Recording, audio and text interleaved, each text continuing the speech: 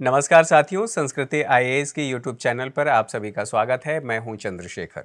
आज हम बात करने वाले हैं एलियंस के बारे में। एलियंस जो इंसानों के लिए हमेशा जिज्ञासा का विषय रहा है, वो अभी भी बना हुआ है।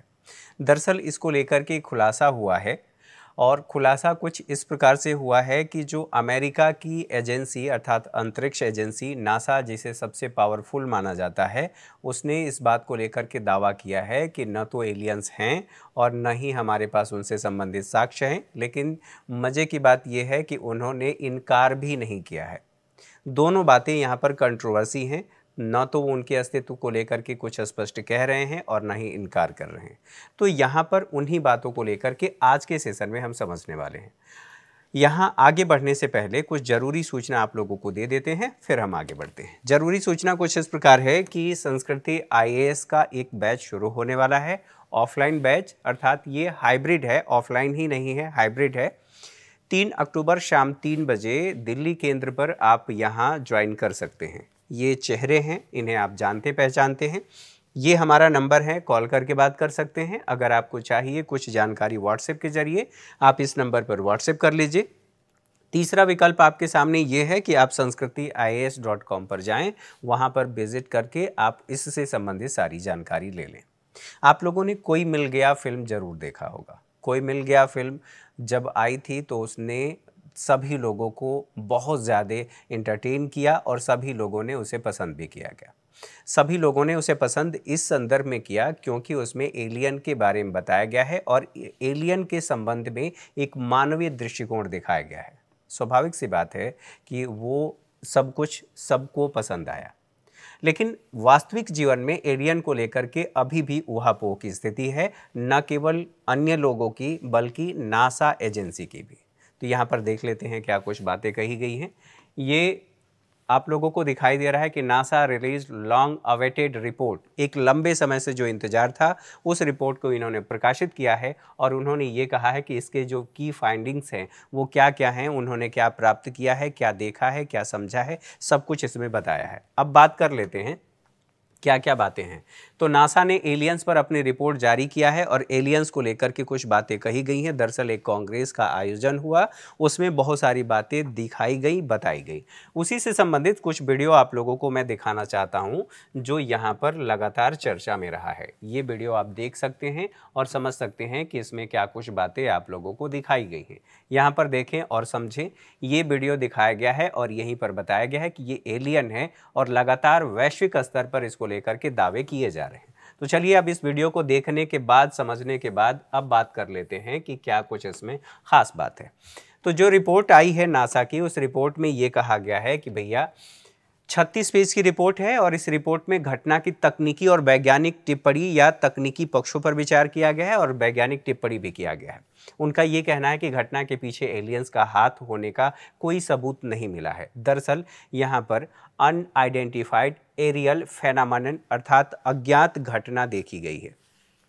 अज्ञात घटना को इस तरह से भी कहा जा रहा है कि अनआइडेंटिफाइड जो फ्लाइंग ऑब्जेक्ट देखा गया है, जिसे आप आमतौर पर उड़न तस्तरी कहते हैं। ये उड़न तस्तरी या उससे संबंधित जो साक्ष्य आए हैं उन्हीं को लेकर के लगातार चर्चा हो रही है। यहाँ पर ये कहा गया है कि इसकी संभावना से इनकार भी नहीं किया गया है कि एलियंस हैं। उनका कहना है कि यहाँ पर घटना के पीछे एलियन का हाथ होने का कोई सबूत भी नहीं मिला है और इसकी संभावना से इनकार भी नहीं किया गया है। अगली बात, इसके लिए कहा गया है कि आधुनिक तकनीकी और एआई का इस्तेमाल किया जाएगा और इसके ज़रिए हम और जांच करेंगे। जांच के बाद जो हमारे सामने तथ्य आएंगे उन तथ्यों को दुनिया के सामने रखा जाएगा। दुनिया की सबसे पावरफुल एजेंसी मानी जाती है नासा, अर्थात अंतरिक्ष क्षेत्र में कार्य करने वाली। इसी से संबंधित कुछ और बातें यहाँ पर कहा गया है कि एलियंस होने की कितनी संभावना है। तो रिपोर्ट में ये कहा गया है कि दूसरे ग्रह में जीवन को लेकर के अभी भी अस्पष्टता है, लेकिन इनकार भी नहीं किया गया है पृथ्वी के वायुमंडल में कोई संभावित अज्ञात एलियन टेक्नोलॉजी का कार्य करना अभी भी ऐसी कोई संभावना नहीं है। ये बातें कही गई हैं। इसके अलावा ये कहा गया है दावे जो खारिज हो गए, अर्थात जो दावे यहाँ पर किए जा रहे थे वो दावे खारिज हो गए। क्या खारिज हो गए हैं? तो ये कहा गया है कि अभी भी हमारे पास पर्याप्त डेटा का अभाव है। कैसा डेटा? तो हवाई घटना की प्रकृति और उसका उद्भव कैसे हुआ, वैज्ञानिक निष्कर्ष निकालना उन सभी अभी जो हमारे पास डेटा है उसके आधार पर मुश्किल है। साथ ही ये कहा गया है वैज्ञानिक डेटा जुटाने और उसके विश्लेषण के लिए हम एआई और मशीन लर्निंग का प्रयोग करेंगे। उसके इस्तेमाल के माध्यम से हम बता पाएंगे भविष्य में कि क्या कुछ सच्चाई है।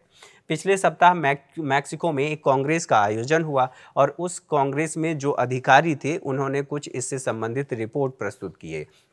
रिपोर्ट में ये कहा गया कि यूएफओ अर्थात अनआइडेंटिफाइड जो फ्लाइंग ऑब्जेक्ट है उसके एक्सपर्ट माने जाते हैं जेमी मानसन। इनका ये कहना है कि जो संसदीय मीटिंग बुलाई गई थी उसमें उन्होंने ये कहा था कि 2 गैर इंसानी एलियन अवशेष हमारे पास हैं और उनको उन्होंने प्रस्तुत किया। ये कहा कि यह जो अवशेष हैं ये 2017 में पेरू के क्षेत्र से हमने बरामद किया था। साथ ही इसका रेडियो कार्बन डेटिंग निकाला गया, कार्बन टेस्टिंग किया गया, तो ये पता चल रहा है कि यह 1800 साल पुराना है। अपने आप में महत्वपूर्ण बात है। इसके साथ साथ कुछ और बातें यहाँ पर बताई गई हैं। नासा ने ये कहा, एआई टूल की सिफारिश की है और उसने कहा है कि पहचान के लिए हम आर्टिफिशियल इंटेलिजेंस मशीन लर्निंग का प्रयोग तो करेंगे ही, अज्ञात हवाई घटना की बेहतर समझ आवश्यक है और इसके लिए हम इसका इस्तेमाल करेंगे। साथ ही साथ पहचान की सबसे बड़ी चुनौती यह है कि हमारे पास डेटा नहीं। डेटा के साथ साथ ये भी कहा गया है कि जो नासा है तकनीकी का वो क्राउड सोर्सिंग करेगा। क्राउड सोर्सिंग का मतलब ये है कि लोगों से जानकारी मांगी जाएगी, लोगों से कहा जाएगा कि आपको इसके बारे में जो कुछ भी जानकारी है वो हमें साझा करिए। तो क्राउड सोर्सिंग किया जाएगा। क्राउड का मतलब भीड़, सोर्स का मतलब स्रोत। साथ ही साथ ये भी कहा गया है कि ओपन सोर्स का भी हम इस्तेमाल करेंगे। ओपन सोर्स सॉफ्टवेयर का या एप्लीकेशन का, इसका मतलब ये है कि एक ऐसा सॉफ्टवेयर है जो सबके लिए खुला है। वो चाहें तो उसमें एडिट कर सकते हैं, उसमें संशोधन कर सकते हैं, जानकारियाँ साझा कर सकते हैं। इसका भी इस्तेमाल किया जाएगा ताकि हम बेहतर इसकी समझ विकसित कर सकें, दुनिया को जानकारी दे सकें। एक मैक्सिकन कांग्रेस की बात की जा रही है जिसमें ये सारे डेटा प्रस्तुत किए गए और जो 2 एलियन के आप शव कह सकते हैं उसको प्रस्तुत किया गया। उसमें कहा गया कि मैक्सिकन कांग्रेस में प्रस्तुत किया गया एलियन पिंड, इसके बारे में यह जानकारी है कि मैक्सिको में अपनी तरह की पहली कांग्रेस है। लाइव इवेंट था और इस लाइव इवेंट में जो अभी मैंने थोड़ी आपको दिखाने की कोशिश की, एलियन के शवों का इसमें प्रदर्शन किया गया। दावा ये किया गया है कि ये लगभग 1000 साल पुराने हैं।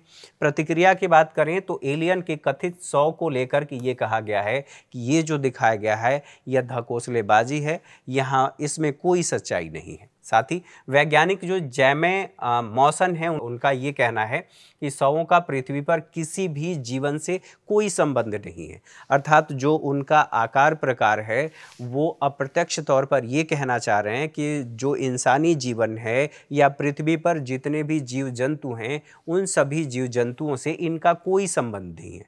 इनडायरेक्ट वो यही इंडिकेट करना चाह रहे हैं कि दरअसल यह एलियन का हो सकता है। साथ ही अंतर्राष्ट्रीय समुदाय ये कह रहा है कि ये स्टंटबाजी है, यह मजे मत करो, ये सब कुछ फेक है, ऐसा कुछ भी नहीं है। साथ ही जो एक मैक्सिकन पत्रकार हैं उनका कहना है पृथ्वी से शवों का संबंध बिल्कुल भी नहीं है। ये बातें हम लोगों ने समझ लिया।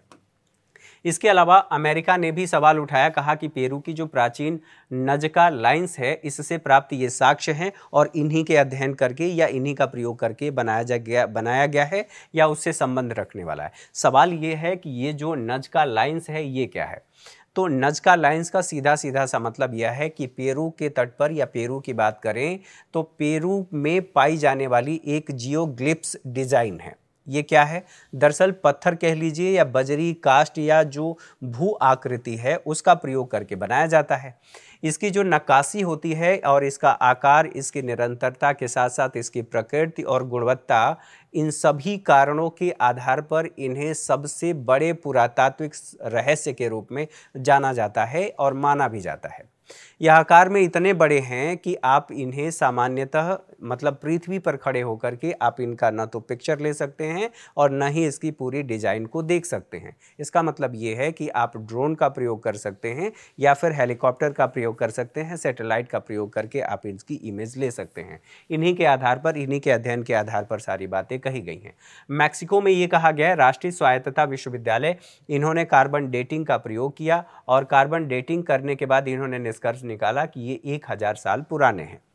जबकि यूएसए के जो वैज्ञानिक हैं उन्होंने कहा कि जो बातें और डेटा प्रस्तुत किया जा रहा है उन बातों को लेकर के कोई पारदर्शिता नहीं है। दरअसल आपको पारदर्शिता लानी चाहिए। जो बातें आप कह रहे हैं उन बातों में कितनी सच्चाई है उसका आंकड़ा हमें देना पड़ेगा, साक्ष्य देना पड़ेगा। साथ ही साथ अज्ञात हवाई घटना क्या है जो मैंने बात किया उसके संबंध में थोड़ा सा समझ लेते हैं। अज्ञात हवाई घटना का सीधा सीधा सा मतलब ये है जिसे तुरंत पहचाना या समझा नहीं जा सके। जब किसी देश के क्षेत्र से अर्थात ऊपर से होकर के कोई भी फ्लाइट जाती है तो वहाँ पर उसको आइडेंटिटी देनी पड़ती है। आइडेंटिटी उसकी पहले से होती है। अगर कोई किसी देश या किसी क्षेत्र से होकर के ऑब्जेक्ट गुजर रहा है और उसकी जानकारी नहीं मिल पा रही है तो ये चिंताजनक बात है। उसी बात को लेकर के कहा जा रहा है। अमेरिकी कांग्रेस ने मई 2022 में वरिष्ठ रक्षा और जो खुफिया अधिकारी हैं उनका ये कहना है कि 400 अज्ञात हवाई घटनाएं हम लोगों ने देखा। पहचान की बात की जाए तो उनकी पहचान पृथ्वी पर जितने भी उन्नत टेक्नोलॉजी अभी अवेलेबल हैं उनके द्वारा हम पहचान नहीं पा रहे हैं। उनका ये भी कहना है कि वायुमंडल या कुछ विदेशी रूप से या विदेशी शत्रु भी हो सकते हैं लेकिन अभी आइडेंटिफाइड नहीं किया गया है। वायुमंडलीय घटना भी हो सकती है, प्रणोद की भी स्थिति हो सकती है। उड़ान नियंत्रण सतहों का कोई दृश्य नहीं दिखाई दिया है। साथ ही ये भी कहा गया है कि राष्ट्रीय खुफिया निदेशक पेंटागन की बात करें तो यह अमेरिका का खुफिया मुख्यालय है, रक्षा विभाग का मुख्यालय है। उन्होंने भी कहा कि जो अज्ञात घटना है अभी हमारे पास इसकी कोई जानकारी नहीं है। साथ ही विदेशी शत्रु से उत्पन्न या प्रकृति में अलौकिक दृश्य ये हो सकता है कि प्रकृति में कुछ ऐसे अलौकिक दृश्य बन जाते हैं जैसे हम लोग इंद्रधनुष देखते हैं, वैसा ये कुछ हो सकता है। लेकिन निष्कर्षतः अभी कुछ हम नहीं कह सकते, किसी निष्कर्ष पर नहीं पहुंच सकते। इसके अलावा इससे संबंधित बातों को लेकर के लगातार चर्चा हो रही है और ये कहा जा रहा है कि क्या कुछ ऐसा हो सकता है और क्या वाकई में एलियंस हैं, और एलियंस हैं तो वो इंसानों के लिए कितने घातक हैं। क्या हमारा अस्तित्व खत्म हो सकता है? क्या कुछ इसके अलावा अर्थात पृथ्वी के अलावा भी कोई ऐसा ग्रह है, और अगर ग्रह है तो वहाँ पर जीवन है या नहीं है। हालांकि ये कहा जाता है कि पूरे यूनिवर्स में अगर कोई क्षेत्र है और अगर कोई ऐसा स्थान है जहाँ पर जीवन है तो वो केवल और केवल पृथ्वी है, क्योंकि यह गोल्डीलॉक्स जोन में स्थित है। गोल्डीलॉक्स जोन का सीधा सीधा सा मतलब ये है कि यहाँ पर जीवन के लिए उपयुक्त दशाएं मौजूद हैं। न तो यहाँ पर ज़्यादा टेम्परेचर है और न ही यहाँ पर ज़्यादा शीतलन की स्थिति देखी जाती है। तो इससे संबंधित बातों को हम लोगों ने समझा, लगातार चर्चाएँ हो रही हैं। आज के सेशन में मेरे साथ इतना ही। अगली क्लास में हमारी मुलाकात होगी, तब तक के लिए नमस्कार। Thank you for watching.